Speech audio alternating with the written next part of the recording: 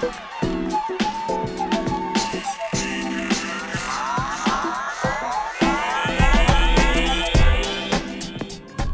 everyone, welcome to the cooking demonstration part of our Pampered Chef product.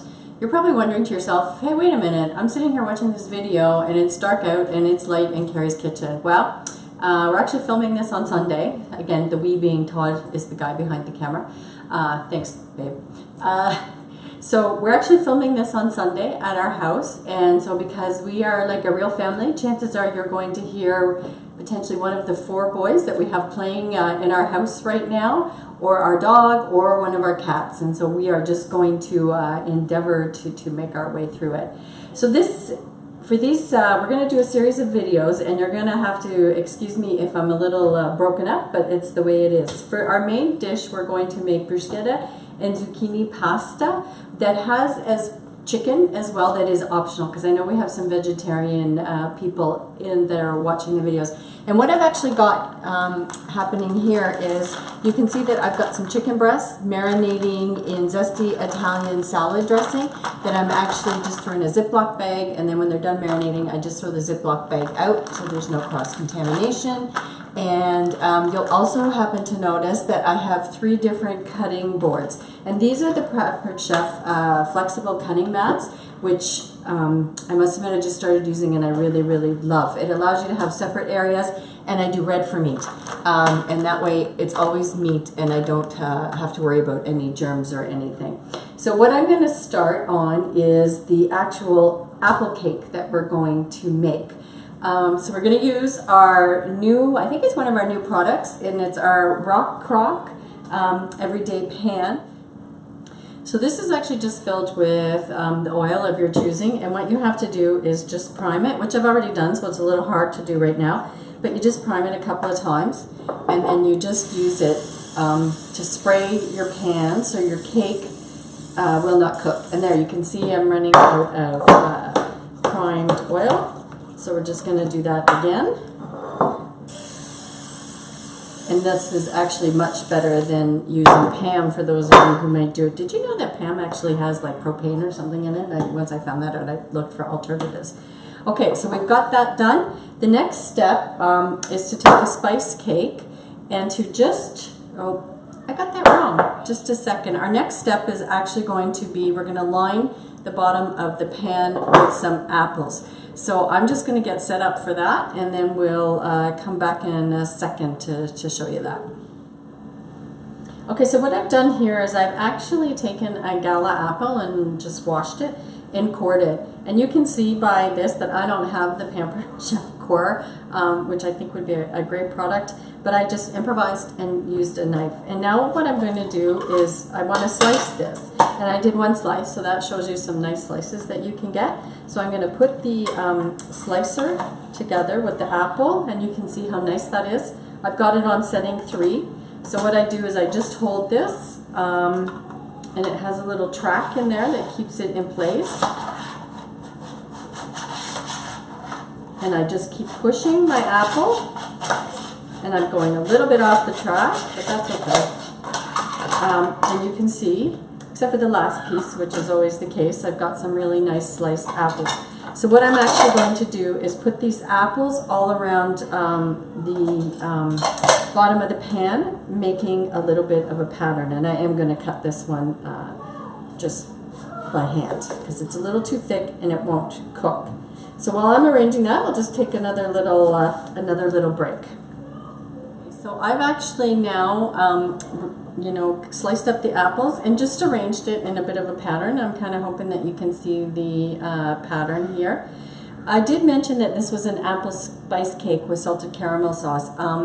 I actually had a very hard time finding a spice cake, so I bought an apple cake at the grocery store. So what I did, I'm just mixing up the topping for that according to the cake mixing directions. And I want to actually show you these flexible measuring cups that have lids.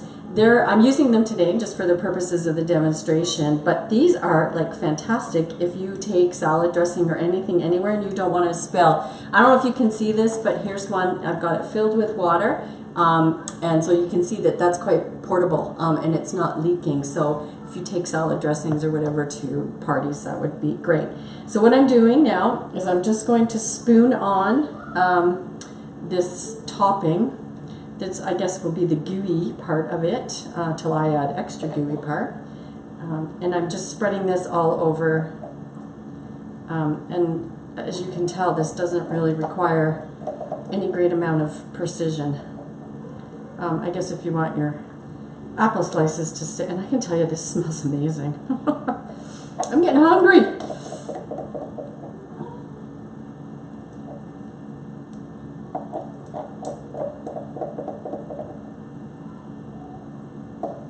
And again, I'm not worrying about it too much because I'm going to put some extra on it. So now what I have is just the cake mix and a cup and a half of unsweetened applesauce. I forgot to mention too, if you don't have the spritzer for the oil, you can use like a basting brush just to coat your pan with oil. And I am just going to use our spoon. That's like a spoon and a spatula all mixed in.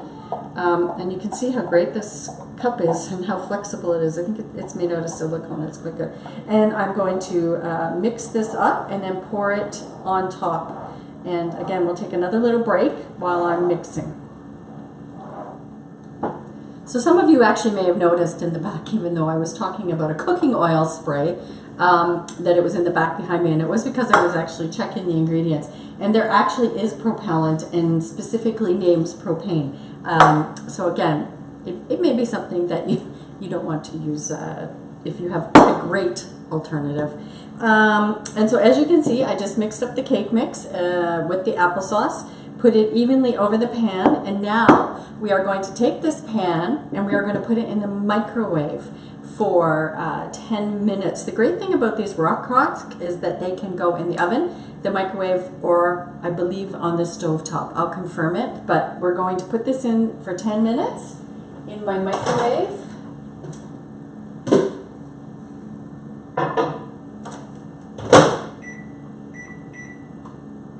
And push start. And it should also be noted too that the dinner that we're going to be making, the bruschetta and zucchini pasta with the chicken, the bruschetta and the zucchini pasta part will be made exclusively in the microwave as well. So while our cake is baking, and I did forget to say it needs to be covered, so you microwave for 10 minutes covered. The sauce that you make for it, you make ahead as well, and it's really just a half a cup of pure maple syrup that you boil for a while, and then you add some butter at the end, and then let cool and just put on before you serve it. So I will send the recipe to everybody. I'm not going to go through and demonstrate how to do that. And then next we're going to get ready to be preparing our main course.